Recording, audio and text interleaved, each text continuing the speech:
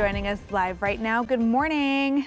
Good morning, guys. Good morning. Had to play a little T-Swift there because I have a feeling this relates to the 2024 Grammy nominations that are rolling out right now. I'm shocked. Taylor Swift winning an award? What? They are literally coming out live as we speak, so forgive me if I'm looking down at my phone to read this, but some of the bigger categories have already been announced. We're looking at, for Song of the Year, Taylor Swift, obviously, John Baptiste, Dua Lipa, Miley Cyrus, SZA, Olivia Rodrigo, and Billie Eilish. Females dominating the Song of the Year category. Okay, we're looking at Album of the Year. It's live streaming right now. So Midnights, that was Taylor Swift's album. Age of Pleasure, that was Janelle Monáe. There's some heavy hitters in music this year. Oh, yeah. Yeah, and again, it's going to be a big year for the women of the music industry. Best New Artist nominees were announced a little bit earlier on as well. Gracie Abrams is in there. Fred again, Ice Spice, Jelly Roll, who just won Best New Artist at the Country Music Awards the other night, had a phenomenal speech. I challenge everybody to go watch that.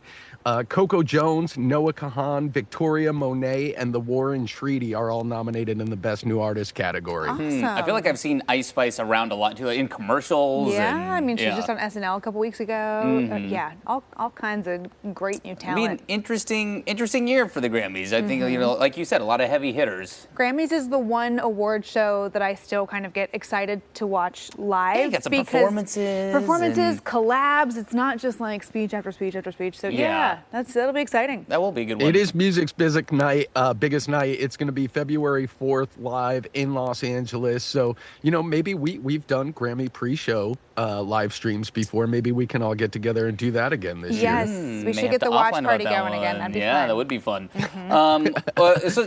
Talking about Jared Leto, I feel like people almost forgot that he was in this whole band called 30 Seconds to Mars. Oh yeah, that career. Now he's an actor and doing these crazy stunts and now. stuntman now too, apparently. What was he doing? He became the first person ever to climb and scale the Empire State Building.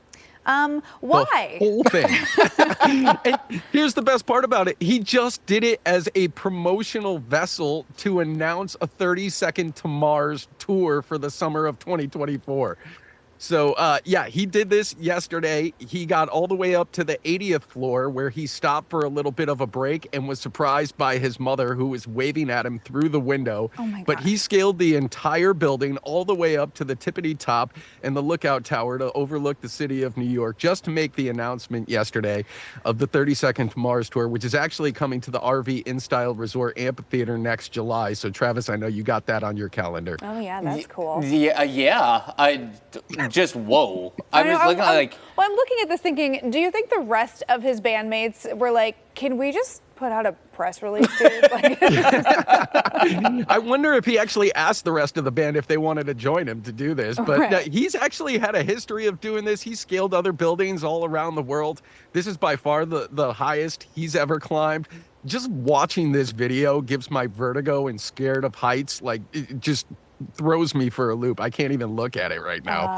Yeah, that is wow. wild. That is a wow moment. I will say it worked. I didn't know that 30 Seconds to Mars still made music. So I will now go listen to that album. Does he have your attention now? He's got it. Yeah, exactly. You know, Jared Leto is one of those interesting characters. Like you guys said earlier, he's always doing something, movies, acting, you know, like and now climbing the Empire State Building. He's always just giving us curveballs left and right. Why not?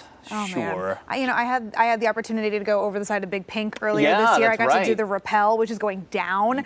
I don't think I could go the opposite direction. Like I'm going the wrong way. Yeah, that looked terrifing. Well, I mean, because I'm scared of heights, I actually passed on that rappel opportunity. Yeah. Oh, well, there's always next year. It was fun. Next time. All right, Mike. Have a great weekend. We'll see you on Monday. Take care, guys. My palms are sweaty just thinking about it. I know, watching that video, I was like, oh my gosh. Well, you can listen to Liz and Mike every weekday morning on 105.1 The Buzz.